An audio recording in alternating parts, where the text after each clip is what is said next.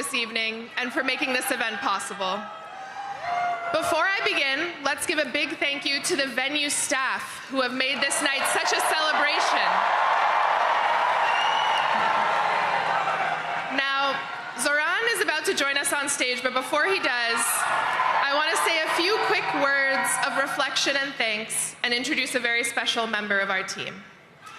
So first, let's hear a round of applause for our day one endorsers, those who helped build this movement into what it's become. New York City DSA.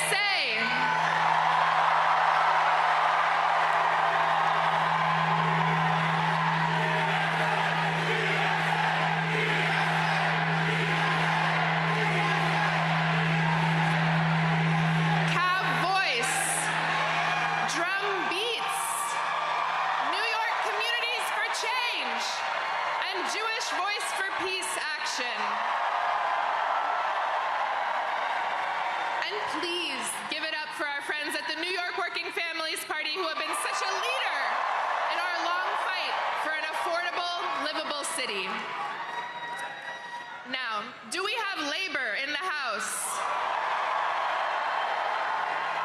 Throughout this campaign, we have stood shoulder to shoulder with our brothers and sisters in organized labor at 1 a.m. in Queens, at 4 p.m. in Manhattan, at 6 a.m. in Brooklyn, at every time of day and night in every corner of the city, and we are so grateful for your partnership. And we are so proud to be backed by dozens of elected leaders, from the local to the state to the federal level. And we know that the relationships that we have built will only deepen from City Hall as we work together to transform New York into a city where every person can live a dignified life.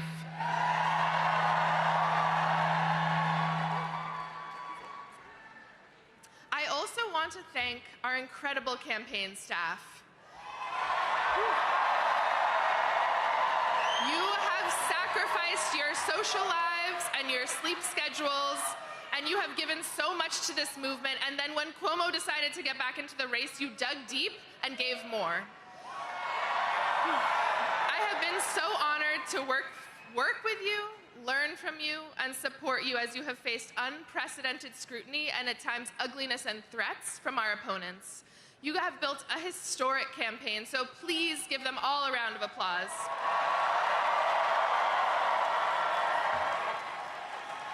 And please join me in celebrating the person who has been Zoran's right hand from day one, whose deep commitment to our movement and care for our people has infused every part of this campaign from top to bottom, and without whom we would not be here tonight, El Biscard Church.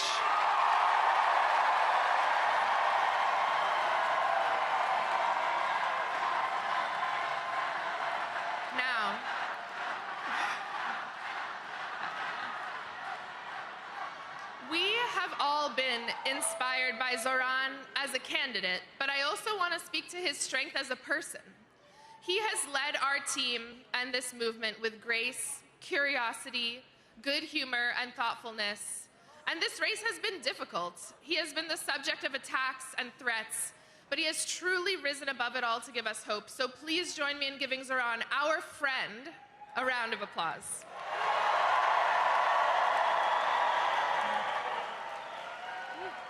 And there are too many supporters to name, so I want to speak to everyone directly. Please raise your hand if you have given to this campaign, whether that is time, labor, knocking a door, hosting an event, creating art. And if you are one of the this is beautiful. And if you are one of the tens of thousands of people who contributed but cannot be with us tonight, this is for you as well. You have made history. You set unreachable goals and then exceeded them. You believed in this city and believed in each other. And you achieved something that people will speak of for decades to come. You led with kindness and compassion. And most importantly, during a time of despair and rising fascism, you decided to fight for someone that you don't know. So thank you.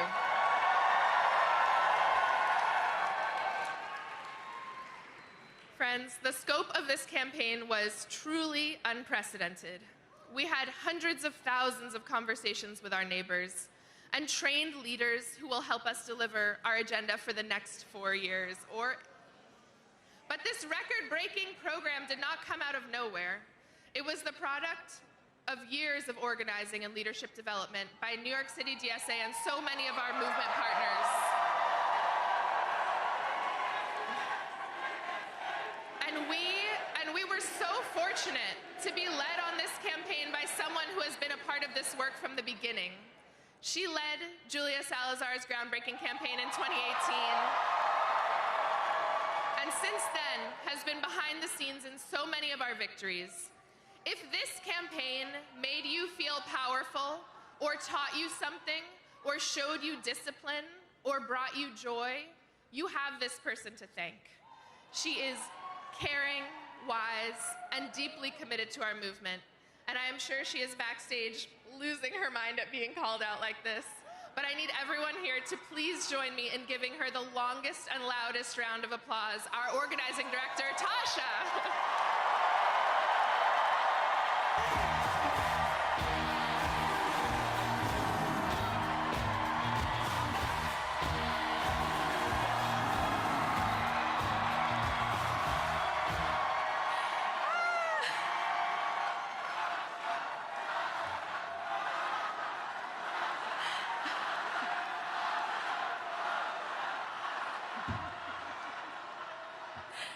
Thank you.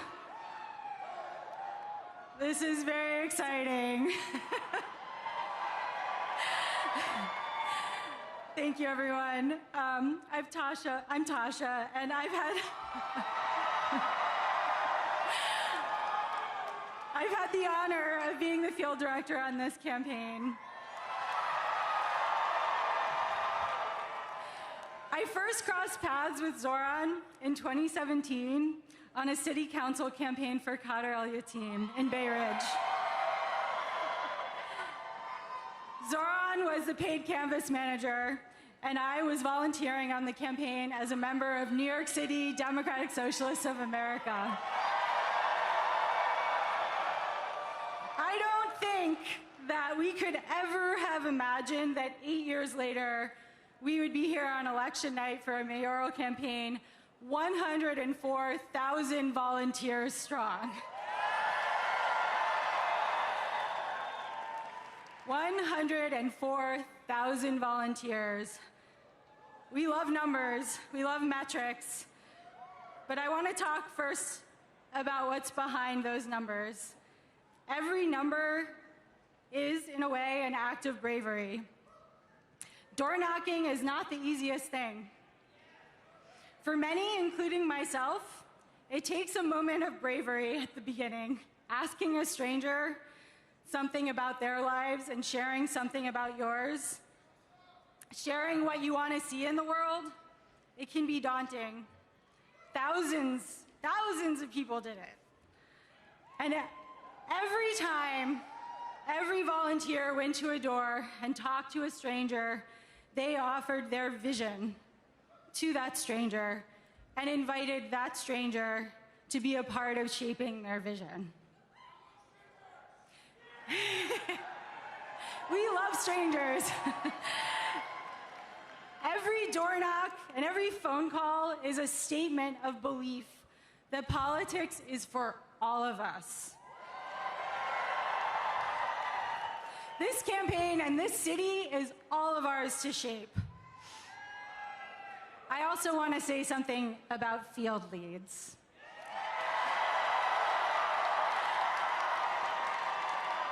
All of our canvases, for those who don't know, all of our canvases have been led by volunteers we call field leads. Many of them are here. Most led a shift every week, and some led a shift every week since December. And every time they led a canvas, and they were the ones welcoming new volunteers into our movement. They were the ones who helped inspire folks coming out to canvas for the first time.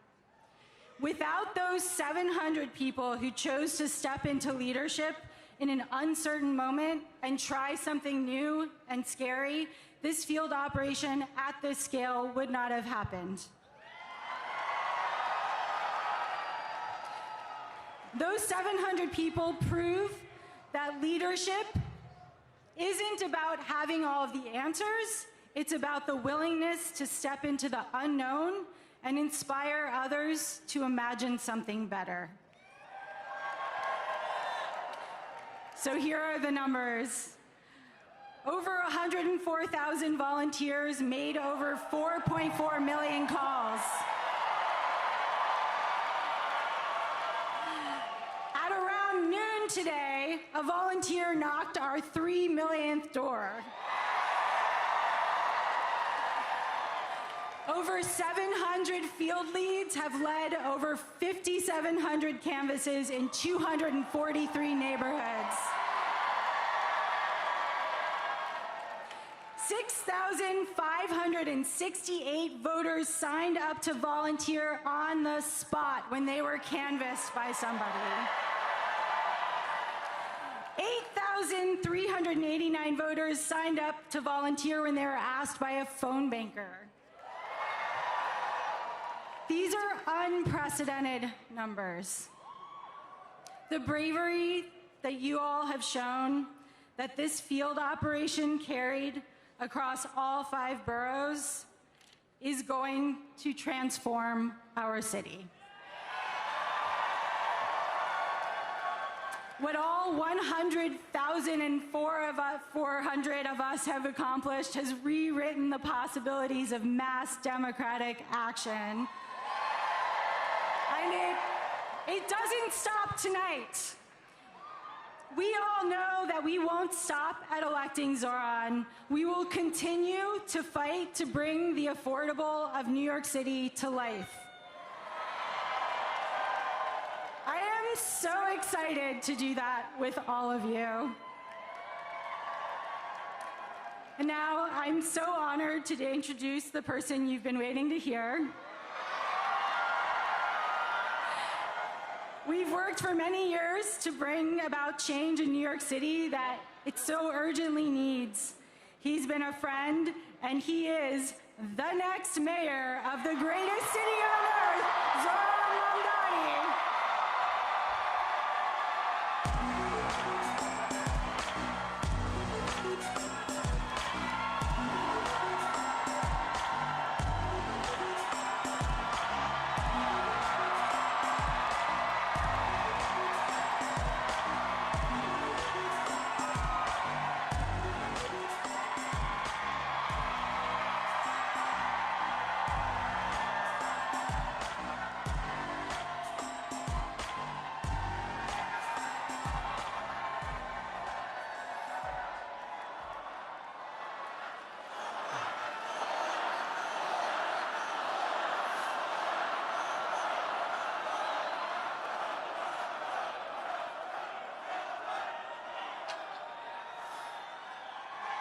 Thank you, my friends.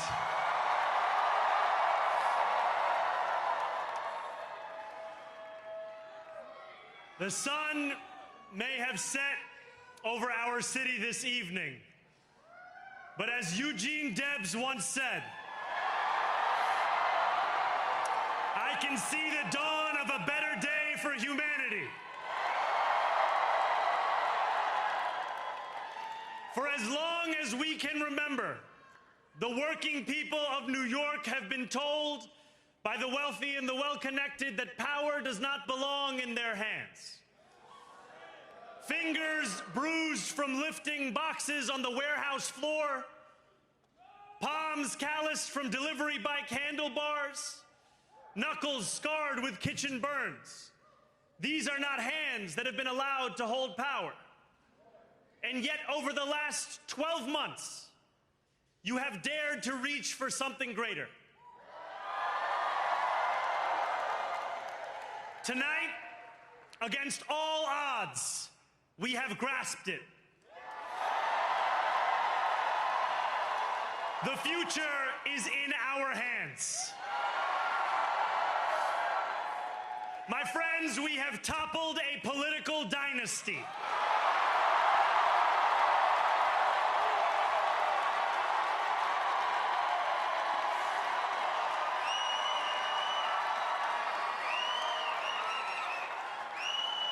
I wish Andrew Cuomo only the best in private life. But let tonight be the final time I utter his name as we turn the page on a politics that abandons the many and answers only to the few.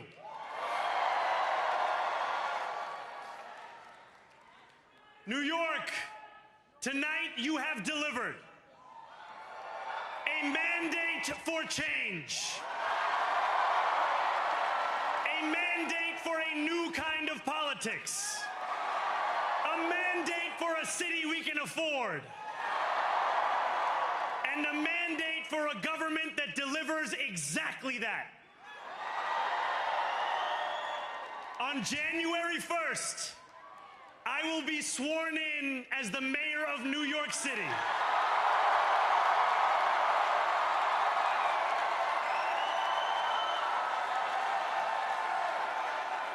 And that is because of you. So before I say anything else, I must say this. Thank you.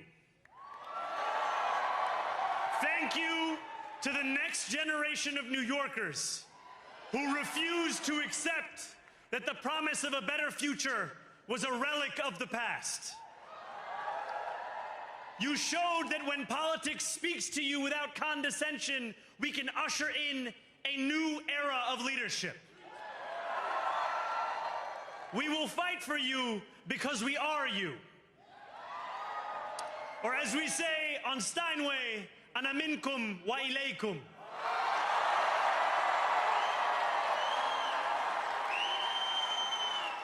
Thank you to those so often forgotten by the politics of our city who made this movement their own. I speak of Yemeni bodega owners and Mexican abuelas, Senegalese taxi drivers and Uzbek nurses, Trinidadian line cooks and Ethiopian aunties. Yes, aunties. To every New Yorker in Kensington and Midwood and Hunts Point, know this. This city is your city, and this democracy is yours too. This campaign is about people like Wesley, an $11.99 organizer I met outside of Elmhurst Hospital on Thursday night. A New Yorker who lives elsewhere, who commutes 2 hours each way from Pennsylvania because rent is too expensive in this city. It's about people like the woman I met on the BX33 years ago, who said to me, I used to love New York, but now it's just where I live. And it's about people like Richard, the taxi driver I went on a 15-day hunger strike with outside of City Hall, who still has to drive his cab 7 days a week. My brother, we are in City Hall now.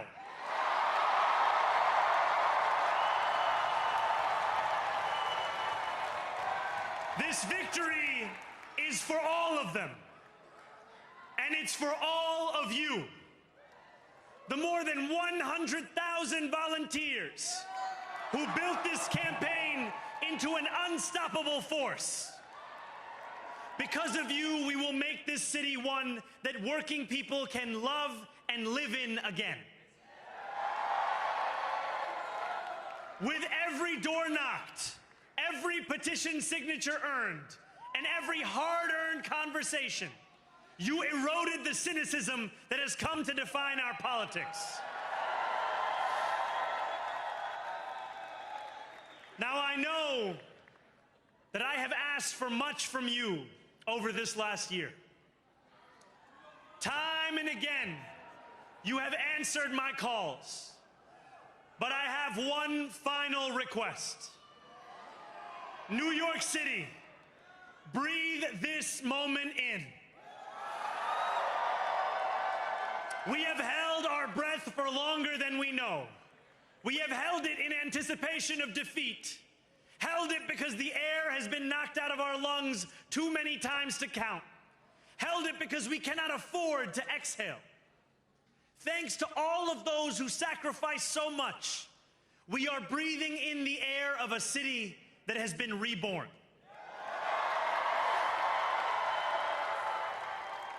To my campaign team, who believed when no one else did, and who took an electoral project and turned it into so much more, I will never be able to express the depth of my gratitude. You can sleep now. To my parents, Mama and Baba, you have made me into the man I am today. I am so proud to be your son. And to my incredible wife, Rama,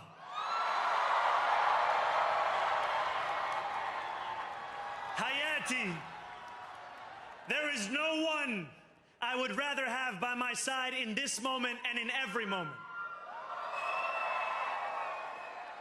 To every New Yorker, whether you voted for me, for one of my opponents, or felt too disappointed by politics to vote at all, thank you for the opportunity to prove myself worthy of your trust. I will wake each morning with a singular purpose: to make this city better for you than it was the day before. There are many who thought this day would never come, who feared that we would be condemned only to a future of less, with every election consigning us simply to more of the same. And there are others who see politics today as too cruel for the flame of hope to still burn. New York, we have answered those fears. Tonight, we have spoken in a clear voice. Hope is alive.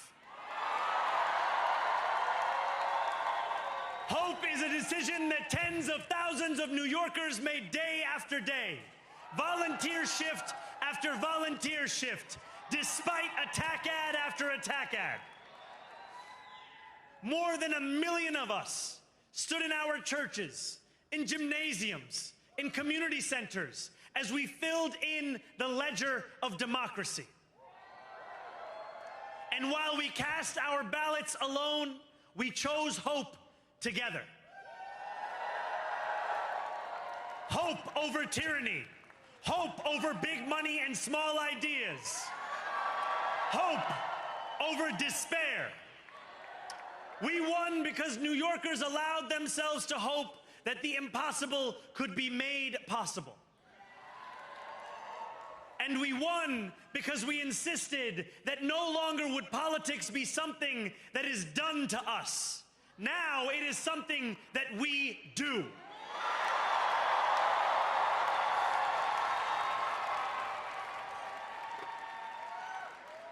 Standing before you, I think of the words of Jawaharlal Nehru. A moment comes but rarely in history when we step out from the old to the new, when an age ends and when the soul of a nation long suppressed finds utterance. Tonight we have stepped out from the old into the new. So let us speak now with clarity and conviction that cannot be misunderstood about what this new age will deliver and for whom. This will be an age where New Yorkers expect from their leaders a bold vision of what we will achieve, rather than a list of excuses for what we are too timid to attempt. Central to that vision will be the most ambitious agenda to tackle the cost of living crisis that this city has seen since the days of Fiorello LaGuardia.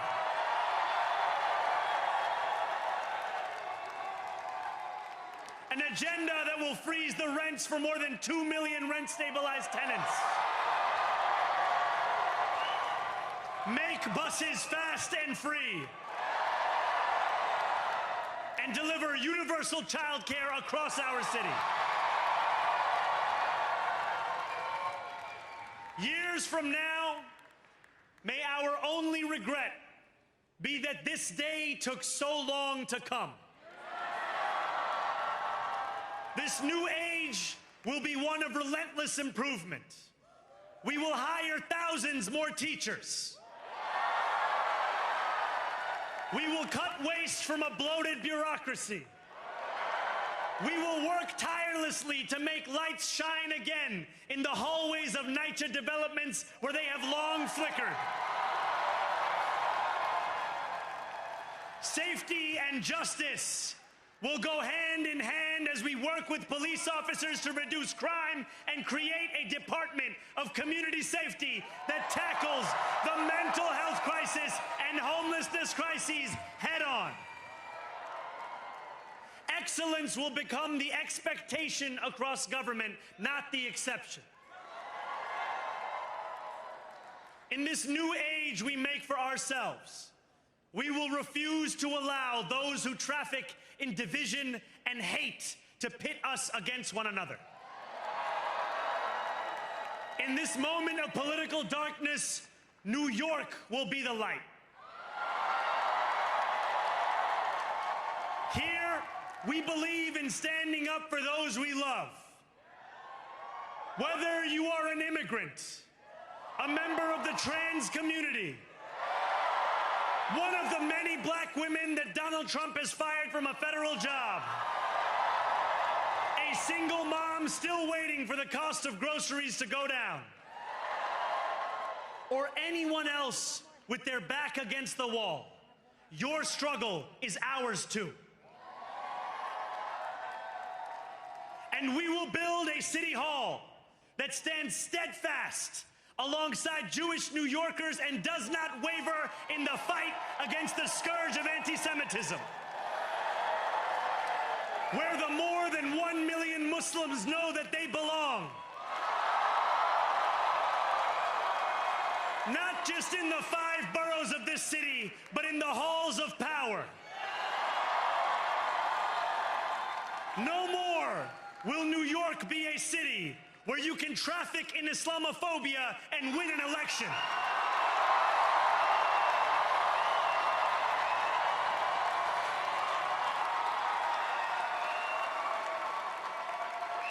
This new age will be defined by a competence and a compassion that have too long been placed at odds with one another. We will prove that there is no problem too large for government to solve and no concern too small for it to care about. For years, those in City Hall have only helped those who can help them. But on January 1st, we will usher in a city government that helps everyone. Now, I know that many have heard our message only through the prism of misinformation. Tens of millions of dollars have been spent to redefine reality and to convince our neighbors that this new age is something that should frighten them. As has so often occurred, the billionaire class has sought to convince those making $30 an hour that their enemies are those earning $20 an hour. They want the people to fight amongst ourselves so that we remain distracted from the work of remaking a long broken system. We refuse to let them dictate the rules of the game anymore. They can play by the same rules as the rest of us. Together, we will usher in a generation of change. And if we embrace this brave new course, rather than fleeing from it, we can respond to oligarchy and authoritarianism with the strength it fears, not the appeasement it craves.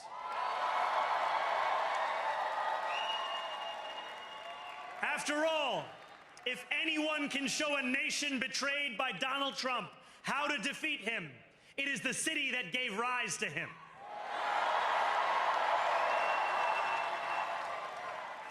And if there is any way to terrify a despot, It is by dismantling the very conditions that allowed him to accumulate power. This is not only how we stop Trump, it's how we stop the next one. So Donald Trump, since I know you're watching, I have 4 words for you. Turn the volume up.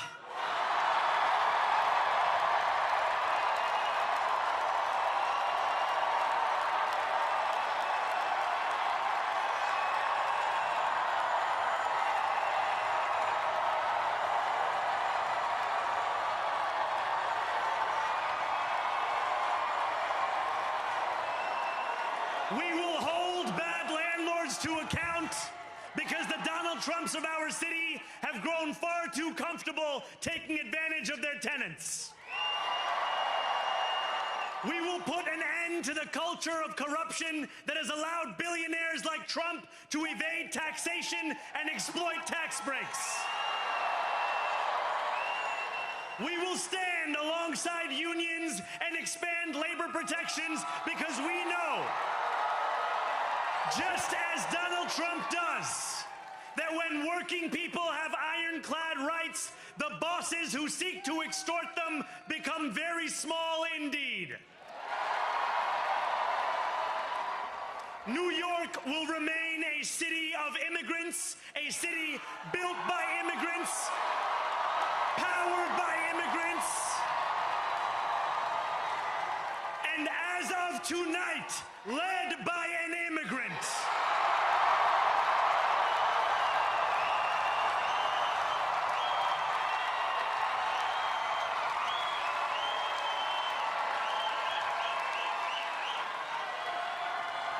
So hear me, President Trump, when I say this.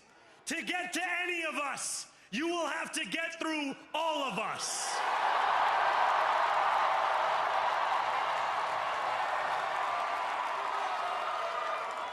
When we enter City Hall in 58 days, expectations will be high.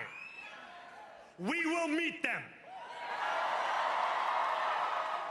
A great New Yorker once said that while you campaign in poetry, you govern in prose. If that must be true, let the prose we write still rhyme and let us build a shining city for all. And we must chart a new path, as bold as the one we have already traveled. After all, the conventional wisdom would tell you that I am far from the perfect candidate. I am young, despite my best efforts to grow older. I am Muslim. I am a democratic socialist.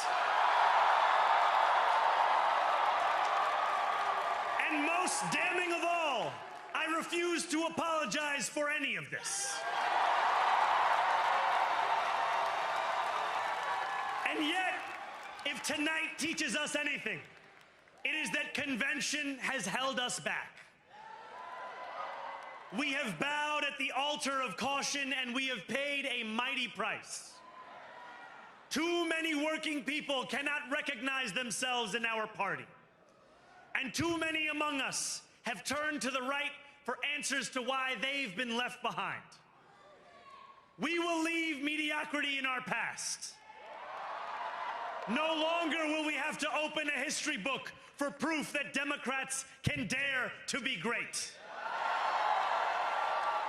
Our greatness will be anything but abstract. It will be felt by every rent-stabilized tenant who wakes up on the first of every month, knowing the amount they're going to pay hasn't soared since the month before. It will be felt by each grandparent who can afford to stay in the home they have worked for, and whose grandchildren live nearby because the cost of childcare didn't send them to Long Island. It will be felt by the single mother who is safe on her commute and whose bus runs fast enough that she doesn't have to rush school drop-off to make it to work on time.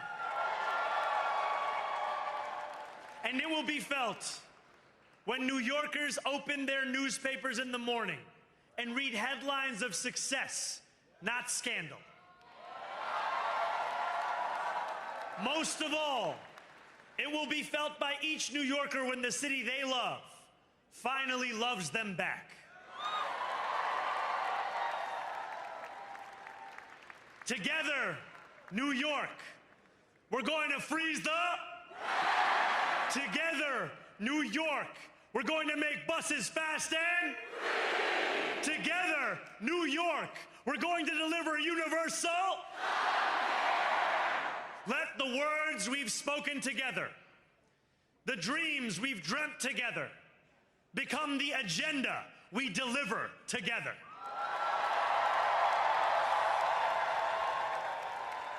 New York, this power, it's yours. This city belongs to you. Thank you.